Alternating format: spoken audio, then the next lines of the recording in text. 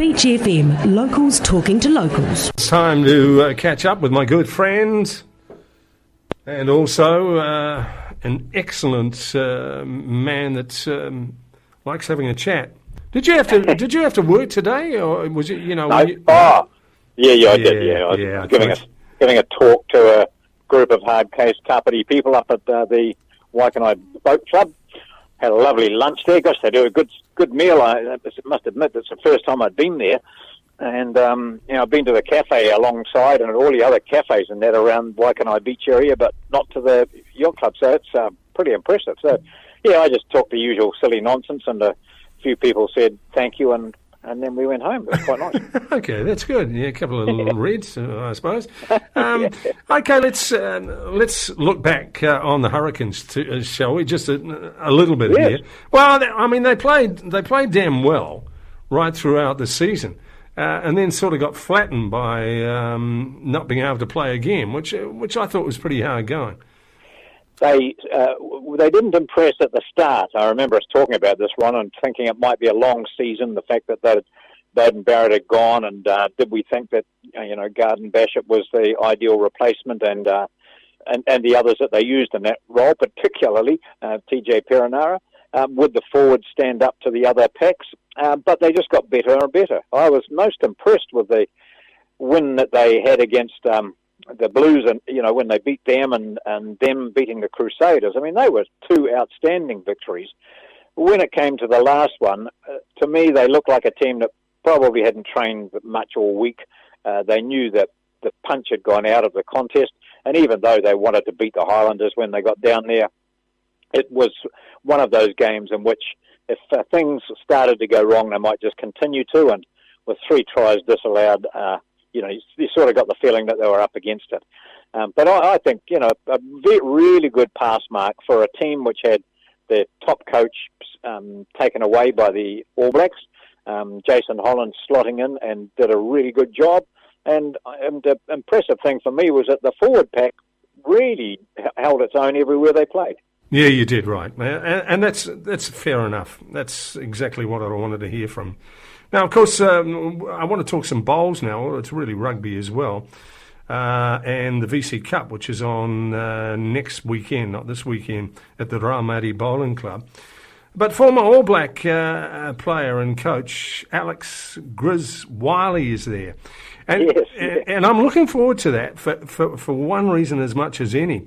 I sort of took over from you in the Hawke's Bay when you left there, and I went up there.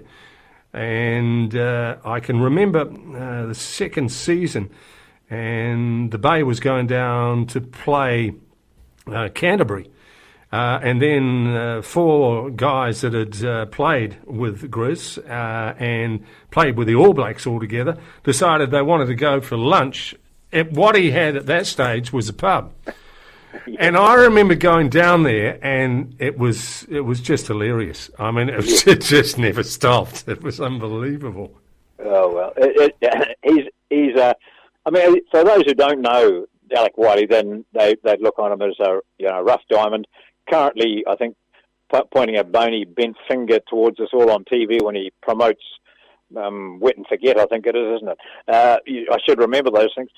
But he's good value, and he played in that Bowls 3-5 contest on Sky TV. The Bowls New Zealand organised that, and it was a big success. And they really got hold of Grizz, who's not, would admit he's not the greatest player in the world, but they wanted someone who was a bit of a personality. And Bowls New Zealand admit they sort of used him, to build the profile of the competition, which was good. And during that, I interviewed him a couple of times, and he just kept on. He just reinforced the fact that he wished he'd started playing bowls a lot earlier, and that's in that story that you're quoting from the Kapiti News tonight, yesterday's paper, which was a really nice promotion for the event, and also the fact that Wylie is one of those hard men who finds bowls a really relaxing and very competitive sport. So he's coming up with Ngā Kātai, who's his mate from Skip from the Wood End Club. Grizz himself is moving up towards the Picton area. He's up there already, I think. And so that's one of the visiting teams. And then there's 3 from Taranaki, and there's a couple coming through from, might not yet, but coming through from Auckland. And lots of good local bowlers as well. Yeah, it'll be good. I'm looking forward to it. It'll be a little bit of fun, I can tell you. Yes, oh, absolutely. Yeah, for sure. And it's quite good too. It shows the camaraderie amongst sporting clubs here, because at the moment under level 2, we can't host, as a 2 green club, we can't host the entire tournament on our own, because we start to just go over some of the limits, the distancing in particular limits. So the team at Paraparaumu Beach have very willingly come forward and said, look, if you want to, you can use one of our greens here and use our facilities, our club facilities, and we'll help you in any way we can.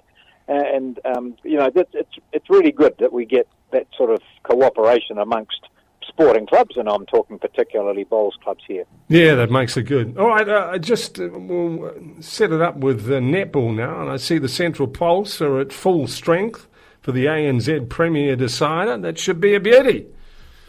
Well, it's so surprising, really, from at the start of the season that the tactics are there in the final. They've shown great determination, and a huge amount of credit goes to their coach, obviously, that they can have turned things around towards the end of the season and have beaten the Pulse, and are now going into a final in which they must rate their chances very highly. The Pulse, you know, drifting along nicely, winning everything, and no one getting too close to upsetting them, and then all of a sudden, wham bam, it's the end of the season, and this is where it counts. Certainly does. It'll be good. I look forward to it, actually. Mate, thanks for talking to us, eh? Cheers, Ron. You be good. We'll talk later. That is John Cheers, mate. MacBeth with us here on the beach. 106.3 Beach FM.